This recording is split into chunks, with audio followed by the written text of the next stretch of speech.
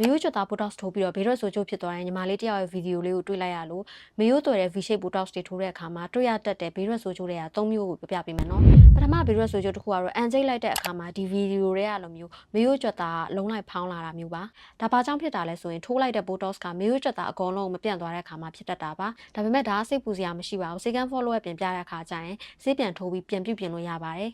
နောက်ထပ်ဘေးရွက်ဆိုးကျိုးတစ်မျိုးကတော့ရီလိုက်ပြုံးလိုက်တဲ့အခါစကားပြောလိုက်တဲ့အခါမှာပါးစပ်ကမညီတော့ဘဲနဲ့ရွယ်သွားသလိုဖြစ်တတ်တာမျိုးပါတကယ်တမ်းကတော့လေရွယ်တဲ့ဘက်ကအကောင်ဘေးရွက်ဆိုးကျိုးဖြစ်တဲ့ဘက်ကကျတော့မရွယ်တဲ့ဘက်ကဖြစ်တာပါဒါဘာကြောင့်ဖြစ်တာလဲဆိုရင်မေယူကြွက်သားကိုထိုးလိုက်တဲ့ botox ကမေယူကြွက်သားနဲ့မကဘဲနဲ့သူ့ဘေးကကြွက်သားကိုပြန့်သွားပြီးတော့အဲ့ဒီကြွက်သားအားနေသွားတဲ့အခါမှာပါးစပ်ကိုမဆွဲနိုင်တော့တာမျိုးပေါ့နော်ဒါကြောင့်ရီတဲ့အခါစကားပြောတဲ့အခါမှာအဲ့ဒီကြွက်သားကမလှုပ်တော့ဘဲနဲ့ပါးစပ်ကမညီသလိုဖြစ်ပြီးတော့ကောင်းတဲ့ဘက်ကဆွဲတော့ရွယ်သလိုဖြစ်နေတာပေါ့နော်နောက်ထပ်ဘေးရွက်ဆိုးကျိုးတစ်ခုကတော့အစာဝါတဲ့အခါမှာပေါ့နော်ကြမဝါနိုင်တာတို့ပါးစပ်ညောင်းတာတို့ဖြစ်တတ်တာပါဒါမျိုးကတော့ထိုးတဲ့ botox ယူနဲ့အရမ်းများသွားတဲ့အခါမှာပို့ပြီးတော့ဖြစ်တတ်ပါတယ်ဒီလိုမျိုး botox ရဲ့ဘေးရွက်ဆိုးကျိုးတွေဖြစ်ပြီးဆိုရင်လည်းအရက်ဆေးလိပ်တို့ e-secret တို့တောက်တဲ့သူတွေက botox ရဲ့အာနိသင်ပို့ပြီးပြေလွယ်တယ်ဒါမျိုးဆေးအာနိသင်ပြေလွယ်လို့ပဲကျမတို့က aesthetic treatment တွေလုပ်ပြီးတဲ့အခါမှာကျမတို့ရဲ့ client တွေကိုဒီဆေးလိပ်အရက်တွေ fake တွေရှောင်ခိုင်းတာပေါ့နော်ဒါမျိုးဖြစ်ရင်ဆေးလိပ်အရက်တို့ fake တို့ကိုတောက်ရမယ်လို့ပြောတာမဟုတ်ဘူးနော်တခြားနည်းလမ်းအနေနဲ့ဘယ်လိုလုပ်လို့ရသေးလဲဆိုရင်ရင်နွေးအိတ်ခန့်နွေးနွေးကိုနေတိုင်းကပ်ပေးပြီးတော့ botox အာနိသင်ကိုမြန်မြန်ရော့အောင်လုပ်လို့ရတယ်ဘာမှမလုပ်ရင်လည်း botox ရဲ့အာနိသင်ရော့သွားမှာပဲဆိုတော့6လကျော်တဲ့အခါမှာသူ့ရဲ့အာနိသင်ကလည်းတဖြည်းဖြည်းပြေသွားမှာပါ